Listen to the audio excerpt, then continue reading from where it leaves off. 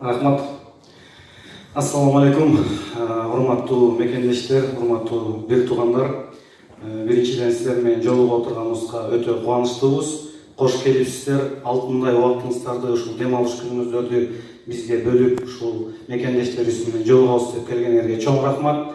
Экинчиден, Вахап байке, сизге терең ыраазычылык. Ушул биздин сунушубузду четке какпай, ушуну уюштуруп, ушул жаштарды, студенттерди, ишкерлерди чакырып бергениңизге, ушундай алтындай убактыңызды бөлүп, ушундай кооз, татынакай имаратты таап бергениңизге сиздерге чоң ыраазычылык билдиребиз.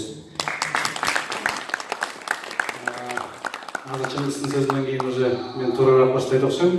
Өзүмдү тааныштырып коеюн. Надырбек Соронбаев.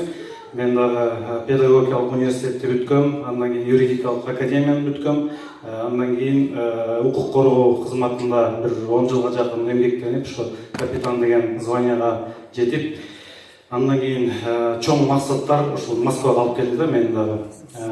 Мен эле эл катары эле 1000 сом, 1800 сомго чейин айлык алып укук коргоо тармагында эмгектенчүм эле. Кудайга шүгүр жакшы эле өсүп бараткам. Бирок менин аң сезимим мени ушул жака алып келди да. Эми биринчи Кудай бардыгына себепкер.